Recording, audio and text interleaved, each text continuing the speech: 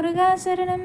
பொதுவாக நம்ம இறைவனை வழிபடும் பொழுது பல்வேறு விதமான மந்திரங்களை சொல்லி வழிபடுறோம் இல்லையா? அந்த மந்திரத்தில் ஏதாவது தவறு இருந்தால் பலன்கள் தராதுன்னு நம்ம நினைக்கிறோம். அதுதான் தவறு. இந்த மந்திரத்தை சொல்லும்போது எதிரிகள் விலகி ஓடுவர், 8 திசைகளும் வசமாகும், நவகோளும் மகிழ்ந்து நன்மை அளித்திடும். அப்படிப்பட்ட இந்த மந்திரத்தை நாம பார்க்கலாம் வாங்க. நாம் எல்லாருக்கும் வர சந்தேகம் தாங்க, எந்த திசையில் நம்ம உட்காந்து மந்திரம் சொல்லணும், எந்த கடவுளுக்கு எந்த மந்திரத்தை சொல்லணும், அதில் ஏதாவது தவறு வந்துடுமோ, நம்ம தவறாக சொல்லிட்டோம்னா ஏதான கெடுபலன் வந்துடுமோ, இப்படிலாம் நம்ம பயந்துட்டு இருப்போம் இல்லையா? அப்படிலாம் எந்த ஒரு சஞ்சலமும் வேணாங்க. இந்த ஒரு மந்திரத்தை நீங்கள் சொன்னாலே போதும், முழு பலன்களையும் பெற முடியும்.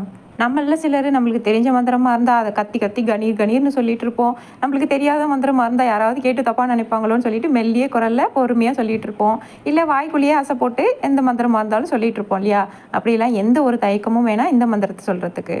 தவறாகவே சொன்னாலும் சரியான பலன் தரக்கூடிய அந்த மந்திரத்தை இப்போ நம்ம பார்க்கலாம்.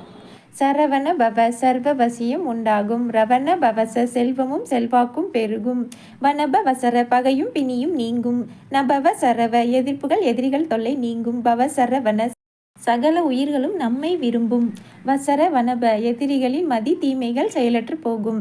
இந்த மந்திரத்தை 12 முறை சொன்னால் கந்தசஷ்டி கவசத்தை ஒரே நாளில் 36 முறை சொன்னதுக்கான பலன் கிடைக்குங்க. அது மட்டும் இல்லை, கந்தசஷ்டி கவச பாடல் வரியில் பாலதேவராய சுவாமிகள் ஒரு நாள் 36 கொண்டு ஓதியை ஜபித்து உகந்த நீர் அணியன்னு சொல்லி குறிப்பிட்டிருக்காங்க இல்லையா? இந்த பாடல் வரிகளை நம்ம பாராயணம் செய்து நெத்தியில விபூதி பூசும் பொழுது முருகனுடைய அருளாசி முழுமையாக கிடைக்குங்கிறது நம்பிக்கை. கண்டிப்பாக அனைவரும் முயற்சித்து பாருங்கள். முருகாசரணம்.